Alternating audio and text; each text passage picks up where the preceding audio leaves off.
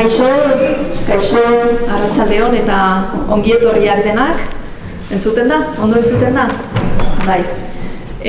Barkatu atzerapena, baina, teknologiarekin arazo txiki bat izan dugu, baina, badirudia bideratuta dagoela. Efemeride batek elkartu gaitu gaur hemen, eta batez ere pertsona batek, Katalina Eleizegik. Seguru nago duela gutxira arte erabat zeharo ez ezaguna zela guretzako Katalina Eleizegi. Hemen gauden iaia guztiontzat, niretzako behintzat hala izan zen. Duela urte eta pikor arte, bere izena erabat arrotza egiten zitzaidan.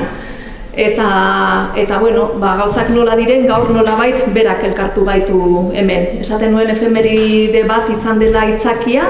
Efemeride hori da, aurten beteko direla 60 urte Katalina Eleizegi hil zela. Katalina Eleizegi Donostian jaio zen, 1889 urtean, eta Lizarran hil zen duela 60 urte, 1963 urtean. Ahaztutako eta isilarazitako emakume bat izan zen, bazterrean gelditu den hoietakoa, eta gaur egun ere galderak erantzunak baino gehiago dira.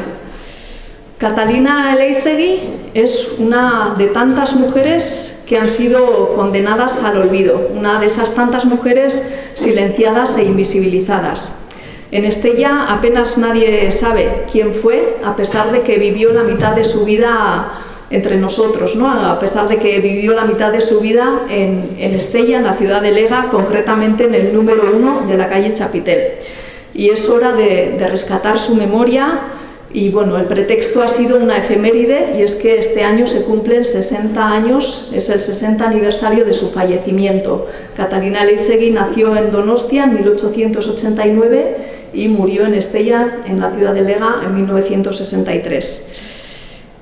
Recaló aquí en el 36, es importante hablar del contexto histórico de todos los años que vivió en Estella, años oscuros de la dictadura, y justo llegó aquí pues cuando comenzó la guerra civil, ¿no?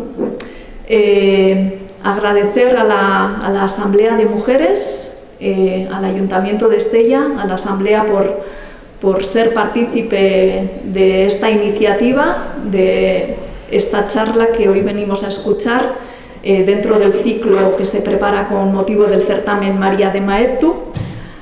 Agradecer también a Cristina Vergara, diseñadora, que nos ha hecho este cartel tan bonito, tan evocador, tan onírico, con la figura de Katalina Eleizegi, para que le pongamos cara, ¿no? Se dice que cuando nombramos algo existe, pues cuando le ponemos cara también existe. Gracias también a Ino Llanes, José Torrecilla y Ana Díez de Ure, porque a lo largo de los últimos años han promovido diferentes, a través de libros y otras iniciativas, otros proyectos, han tratado también de rescatar del olvido pues, la figura de Katalina Eleizegi y de otras mujeres.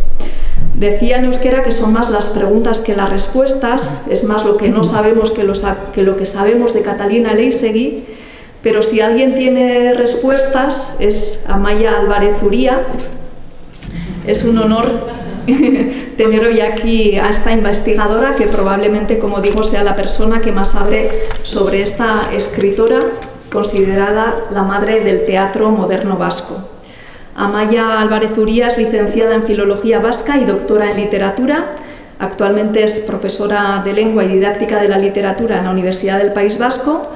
Y ella nos contará cómo Katalina Eleizegi llegó a su vida, pero probablemente su compromiso con el feminismo y con el euskera tenga algo que ver con el interés que Katalina Eleizegi despertó en ella, y de hecho ese fue el tema de su tesis, ¿no?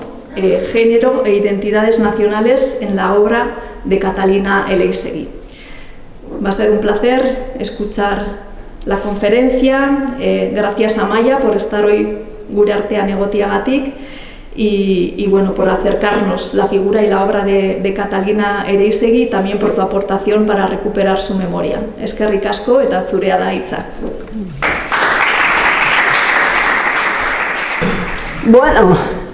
Arratsaldeon, buenas tardes. Es un placer estar aquí con vosotras y con vosotros en Lizarra Estella para hablar de Catalina Leizegui. Me han preguntado antes de empezar la charla a ver si la conocí. No la conocí, no había nacido cuando ella murió, pero he intentado seguir la pista, sobre todo a través de sus escritos, de sus obras teatrales. No, tú estás viendo. Es este. Ahora sí. No, ahora no. Ahora no. Ahora sí. Voy ahí. Yo me muevo. Es que me han quitado. Creo. Más cerca al micro. Vale, Manuel y Alota. Vale. A ver, lo intentamos así, a ver qué tal, ¿eh? Vale, bueno, ahora. Sí. A ver. Apaito. Bueno, hoy lo vamos a conseguir. Vamos a hablar de Catalina. No sé, toda la técnica se pone caprichosa, pero no pasa nada. Decía, Catalina Leizegui vivió la mitad de su vida aquí por elección. Decidió venir aquí a acabar su vida. No,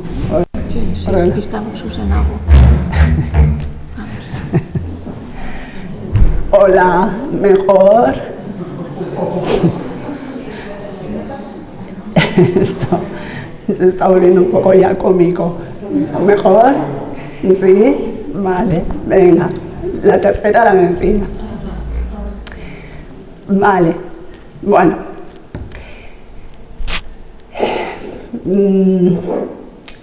Me adhiero al agradecimiento de Cristina, a Cristina Vergara, que ha hecho el cartel, a la asamblea, Maripuy, muchas gracias por todo.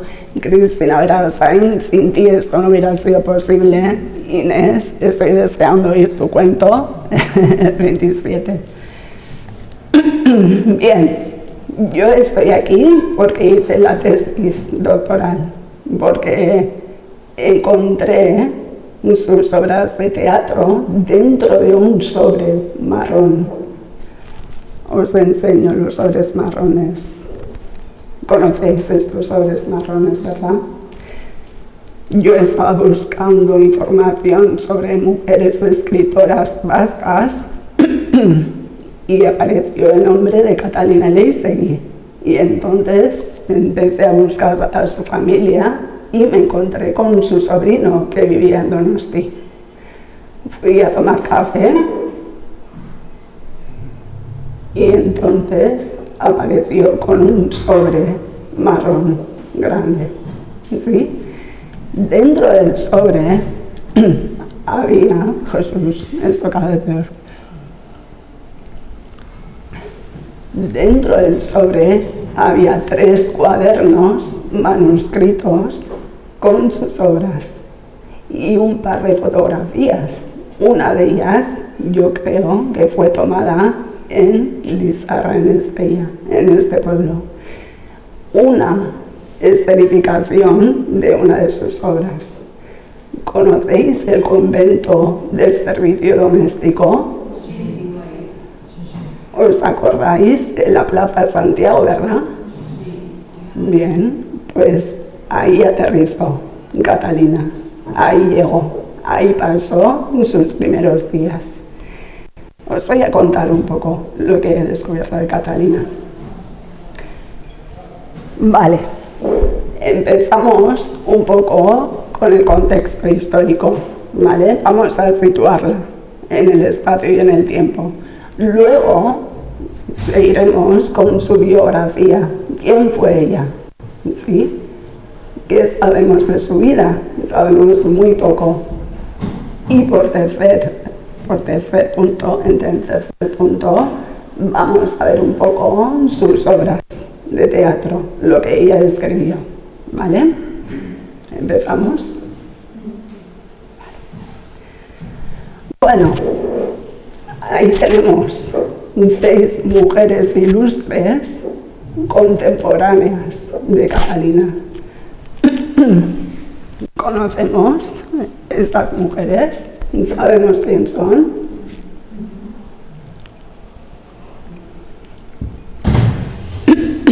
Vale, tenemos a la primera, da nombre a vuestro certamen de literatura, María de Maeztu. Fue vitoriana, vivió en diferentes lugares, pero nació en Vitoria, alavesa. Y fue pedagoga, fue educadora. Y luchó por que la mujer llegara a la universidad, entre otras cosas. Vale. La segunda es Clara Campoamor, también la conocemos. Fue abogada y luchó por el voto femenino, fue sufragista. Gracias a ella se pudo votar desde 1931 en el Estado español. Gracias a ella y a más gente. La tercera, la Pasionaria. ¿Por qué la conocían? Por la Pasionaria, por sus mítines con gran pasión, una política comunista vizcaína.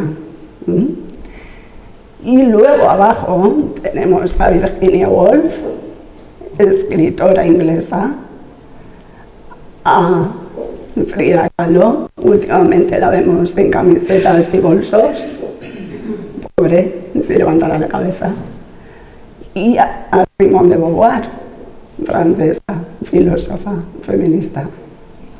Bien, todas nacieron más o menos cuando nació Catalina Leisey. Todas vivieron en la misma época.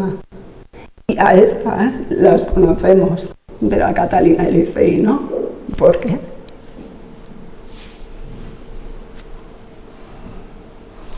Bueno, el siglo XX. Tenemos una tensión entre la tradición y la modernidad. Por un lado, el siglo XX es el siglo de las grandes guerras. Hubo miseria, hubo mucha muerte y hubo mucha desolación. Cerca nuestro tenemos la Primera Guerra Mundial, tenemos la Segunda Guerra Mundial, la dictadura de Primo de Rivera, la Guerra Civil y la dictadura de Franco. Y todo esto marcó una época. Pero también tenemos el comienzo del nacionalismo vasco con Sabino Arana y la Segunda República del 31 al 39. También tenemos algunas luchas de clase con el marxismo y la clase trabajadora. Después de la industrialización, también tenemos un incipiente feminismo con la nueva mujer y tenemos un renacimiento cultural. Entonces, ahí tenemos que situar el apogeo del teatro vasco. Hoy en día, el género literario que impera es la novela, la narrativa. Lo que leemos son novelas, sobre todo. Pero en una época el teatro era el que imperaba. Y fue en esa época cuando Catalina Leisey decidió escribir teatro.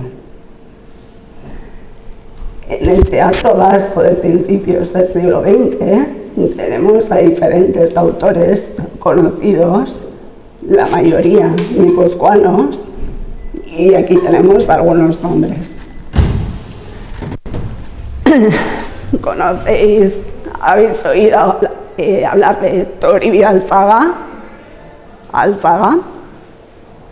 Yo estudié en la Ikastola Alzaga. Luego tenemos a Abelino Garriola, a Jacinto Carrasquedo, a Víctor Garito Naindía y a Antonio Lavallen. Antonio Lavallen igual podría sonarnos un poco, pero también hubo mujeres escritoras de teatro Tiene Mujica, Carmel Errasti y María Dolores Aguirre, todas guipuzcoanas. Entonces, las imágenes que tenemos son de representaciones de teatro vasco. Entre ellas está una de Catalina Leistri, es esta, no sé si se ve bien. Tenemos a romanos y griegos con vascos negociando.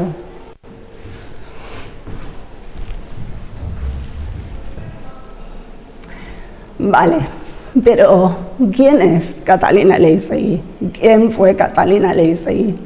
Yo tengo esta foto. Es un retrato del cuerpo entero que no se lo hacían a cualquiera. Las fotos no eran tan abundantes como hoy en día. Entonces, vamos a interrogar a esta foto. Vamos a hablar con la foto. ¿Qué nos cuenta esta foto? Por un lado, está en posición pensativa, pero mirando a la cámara directamente.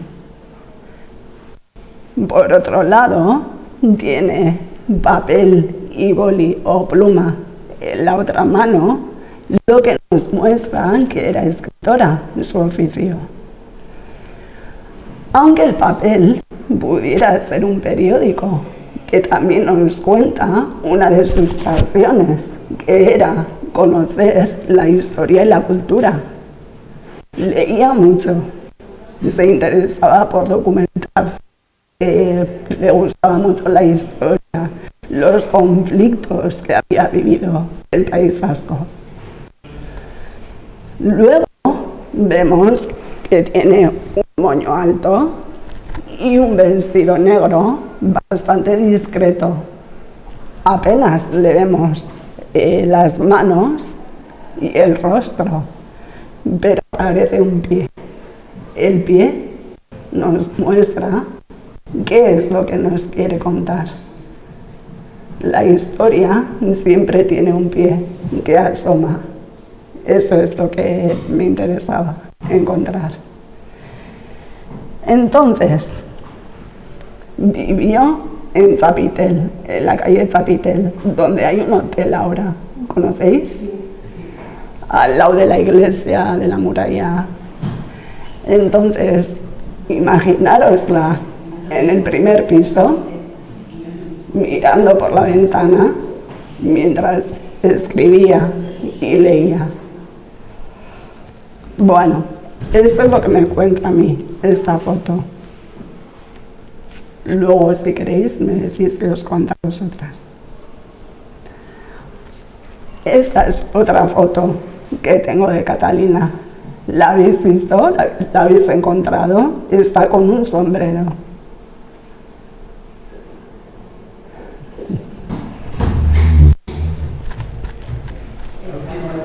Ahí está. A la pobre le hicieron subirse a una silla para hacer la foto de familia, porque todo el mundo tenía pareja, o esposo o esposa, hijos, hijas. Ella no. Ella no se casó, no tuvo hijos. Ella escribía. Estudió magisterio en Burgos. Entonces, podría haber sido maestra, pero decidió seguir escribiendo, decidió dedicarse al teatro. Y entonces, le vemos la foto de familia en una esquina, sobre una silla. Fue la boda tardía de su segundo hermano. Y sus padres eran Cayetano y Juana. El padre era carpintero y la madre ama de casa. Y luego sus hermanos se casaron los dos. José Mari con María Luisa y Jesús Mari con Visitación. Ella pasó la mitad de su vida en San Sebastián y en San Sebastián hacían teatro una vez al año. Llevaban a representar a la obra que había sido premiada en el concurso literario. Entonces, ella ganó ese premio 2 o 3 veces y tuvo mucho éxito. Tuvo críticas en prensa que halagaban su trabajo. Y Toribio Alzaga, que era por aquel entonces un referente importante del teatro vasco, tuvo muy buenas críticas para su obra. Pero al final empezaron a decir que eran un poco demasiado elaboradas, demasiado complejas. Y entonces, ya poco a poco fue cambiando un poco la recepción de su trabajo. Yo creo que se fue de San Sebastián y vino aquí porque no estaba a gusto con todo el panorama cultural vasco en San Sebastián. Entonces, un día decide venirse a Estella y aterriza en el convento del servicio doméstico.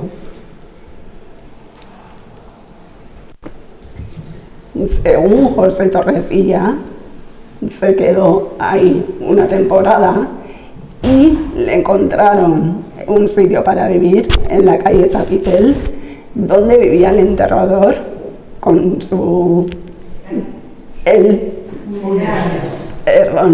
el funerario con su esposa.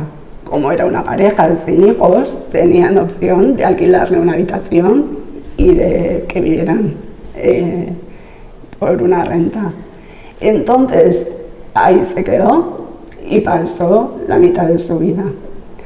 Recibía visitas y salía poco al final. Eso es lo que me han contado. Luego hay gente que la conoció y que nos puede decir más cosas, ¿vale? Esto es lo que sé de su vida. No conocí a la mujer, no conocí a la persona, conozco lo que me han contado. Entonces, dispuestísima a que me cuenten más. ¿Qué aportó al teatro vasco? Esto sí que lo he estudiado y lo he investigado. Tenemos por un lado las obras que publicó y se escenificaron en Donosti y por otro lado las que escribió y algunas se escenificaron en Estella. Pero no tenemos publicados todos los textos. Cuando leemos sus obras, vemos que hace más cosas que el resto de sus compañeros escribientes de teatro. Por un lado, la mayoría de las obras están situadas en Donosti, en Guipúzcoa, ¿vale? Pero ella, en sus obras, aparece Europa, aparece América, aparece Asia, ¿vale? Luego el tiempo siempre es ahora, es el momento actual. Pero ella siempre echa la vista atrás a un pasado conflictivo donde el pueblo vasco ha sufrido ataques, opresión y conflicto. Pero también nos habla de un futuro transformador. En una obra suya sitúa la escena en los años 70.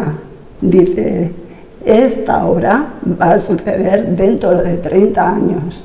Imaginaros, futurismo, ciencia ficción en el teatro vasco. No está mal. El tratamiento de los temas también es complejo, más complejo, es más rico. La mayoría de las obras eran moralistas, nos decían cómo debían vivir las mujeres de la época hay que casarse, formar una familia, llevar una casa, y ser buenas cristianas y buenas vascas. Pero ella siempre ponía una capa más y decía, bueno, mis personajes se van a enamorar, pero a veces será un amor no correspondido y habrá tensiones, habrá drama. Hacía dramas históricos. También nos hablaba de la sed de libertad y nos presentaba diferentes conflictos, como hemos visto de los romanos.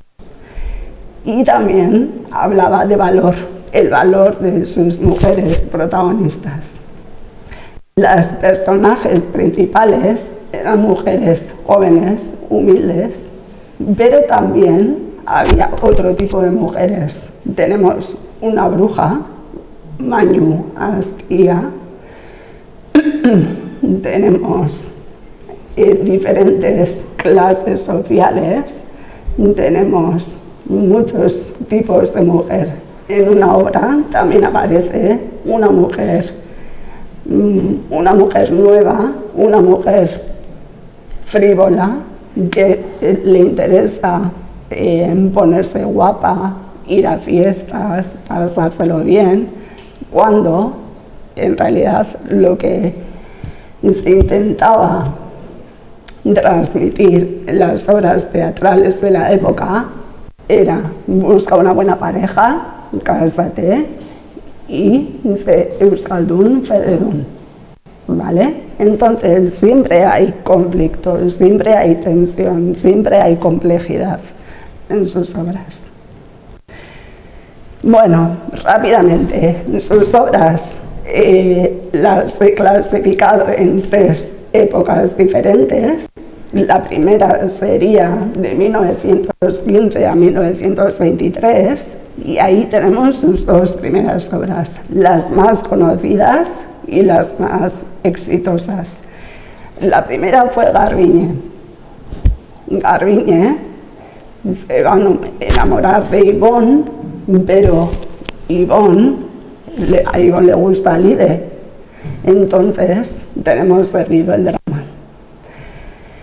¿Qué sucede? Que Garbiñe es amiga de Lide y entonces por amistad se retira, pero sufre de amor.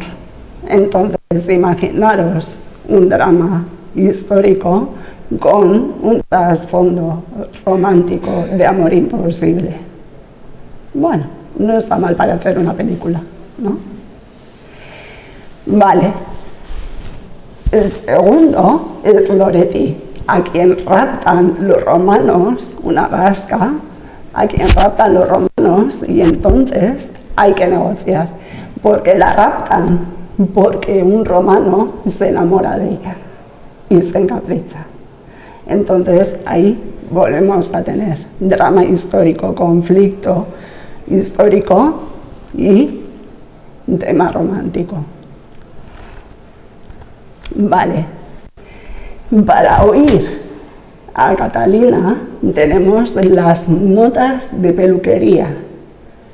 Estos son los guiones que están en la biblioteca de Donosti con Michelena, los guiones para cada personaje. Y ahí les dice a los maquilladores o caracterizadores cómo tienen que caracterizar a Garbiñe, a la que moría de amor. A ver si lo puedo leer, ¿eh? Vale. Joven aristocrática, de atractivos encantos y trenzas rubias, largas y sedosas, la empadronaremos con 20 abriles. Me pone Lide. Luego, Garbiñe, la que se muere de amor. Pobre chica enferma de mal de amores, pálida, ojerosa, aquella que en el primer acto saludamos,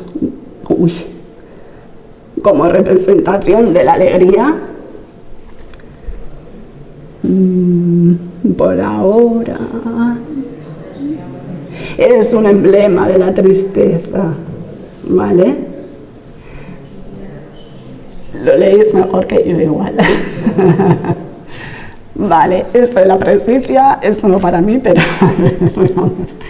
Entonces, hemos llegado al fin de aquella linda muchacha, todo salud y alegría. Se ofrecen los últimos despojos de esta moribunda y sufriendo una señal y esperando una señal del apuntador para exhalar el postrer suspiro. ¡Oh, por favor! Mirad cómo hablaba, es una maravilla, ¿no? Bueno, cómo escribía. Estas son las notas de peluquería.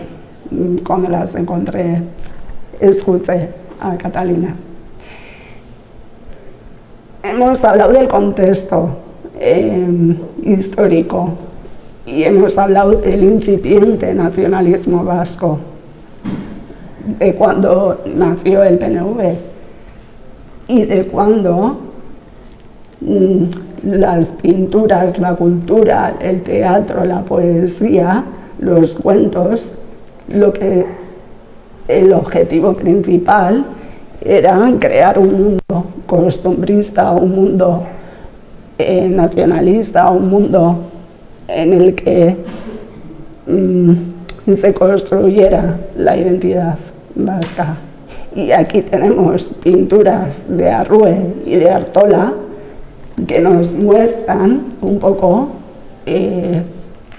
escenas de la vida de entonces.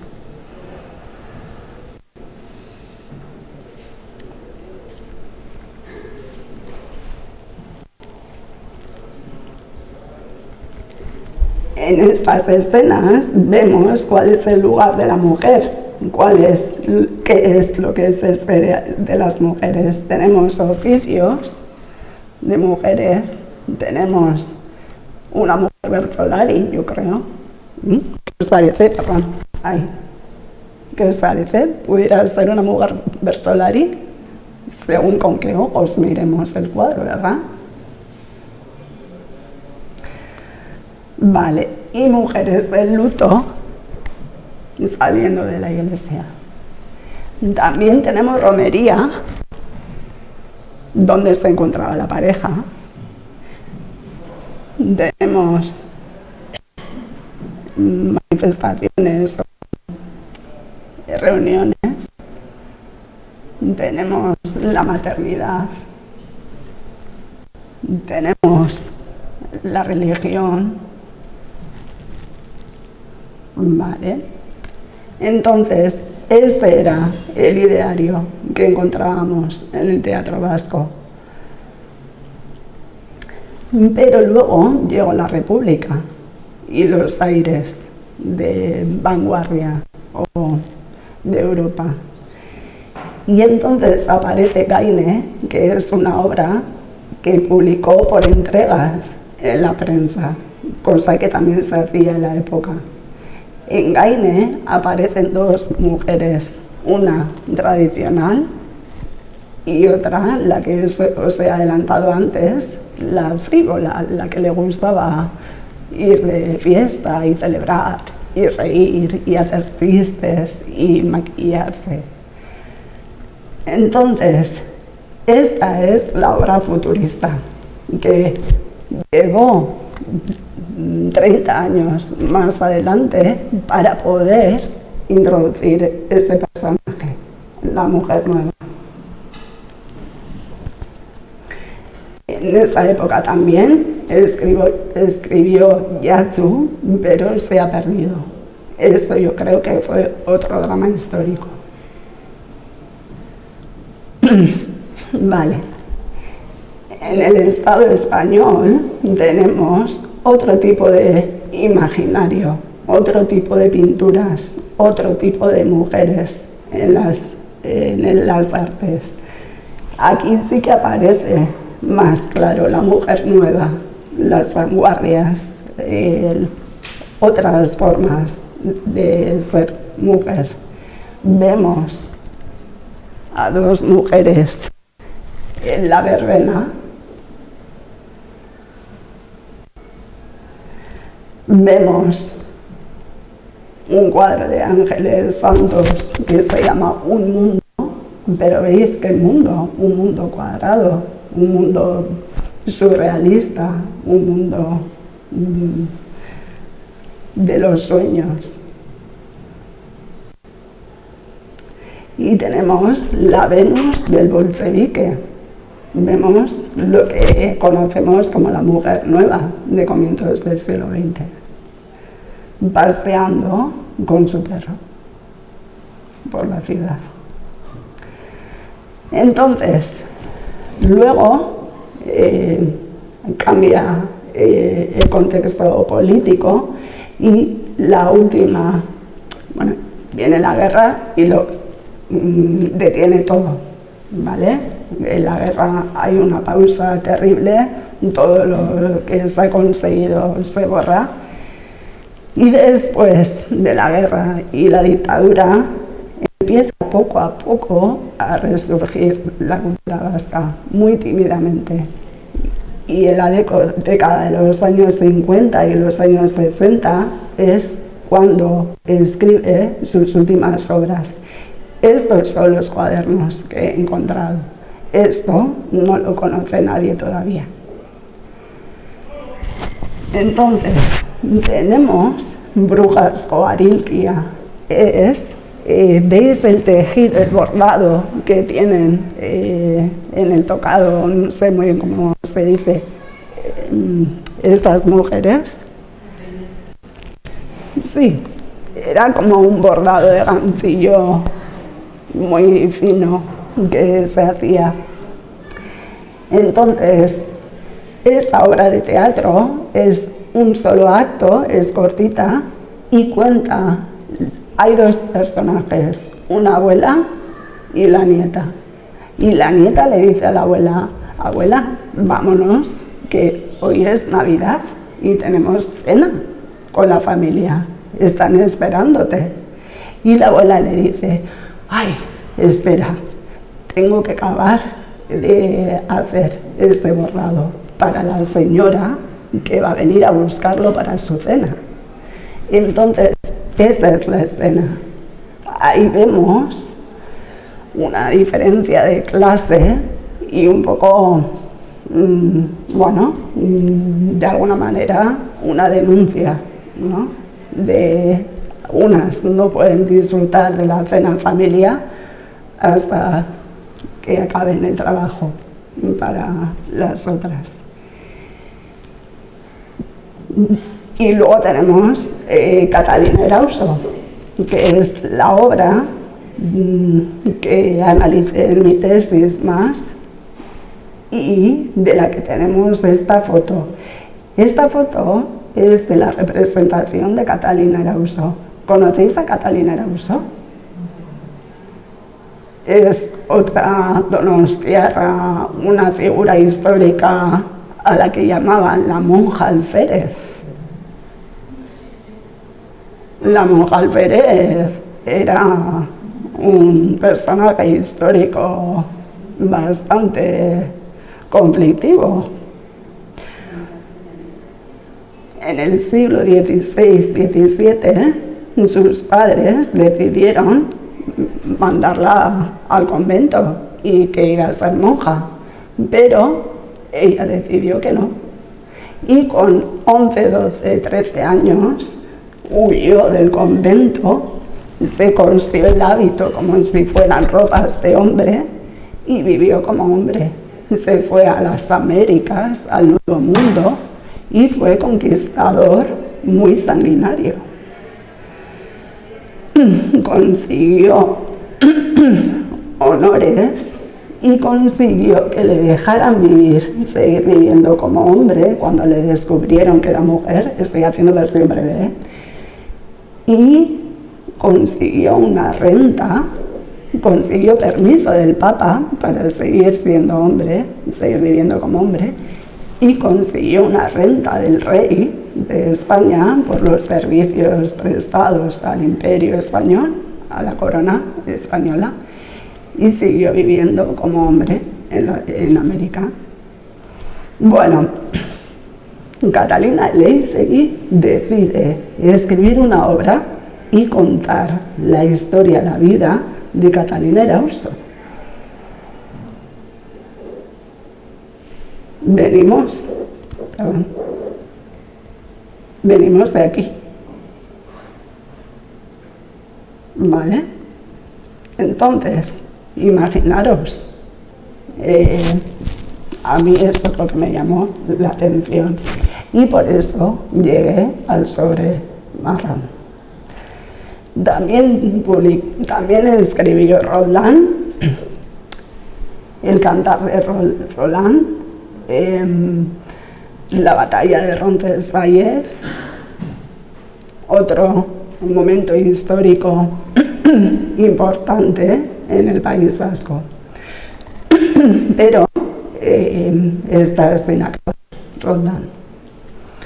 Bien, esto es lo que me encontré en el sobre. Y después de encontrarme el sobre, decidí escribir la tesis sobre esta escritora, sus obras y sus representaciones de mujeres y de mujeres vascas. Para terminar, hemos hablado de Virginia Woolf y ella decía que para escribir lo único que nos hace falta es una habitación propia y una renta. Ambas cosas las tenía Catalina Leisegui. Luego Simone de Beauvoir nos habló del segundo sexo y ella fue muy consciente de que como mujer era segundo sexo, como mujer y como vasca. La opresión siempre la tenía presente. Luego Emily Dickinson decía que hay que contar la verdad, pero siempre de una manera transversal, de una manera... ay, no me sale esta palabra ahora. Apunte.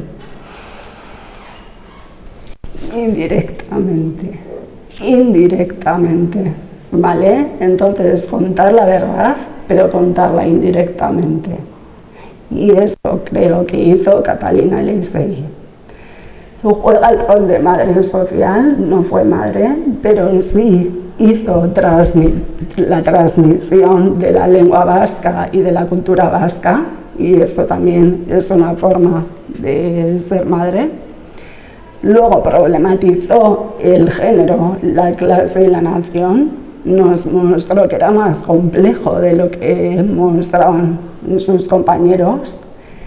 Creó mujeres protagonistas diversas que hablaban desde su experiencia y desde sus heridas. Basó los dramas históricos en la tensión entre la norma, lo que hay que hacer, el deber y el deseo. Y cuestionó la felicidad femenina domesticada y reivindicó su derecho a ser libres.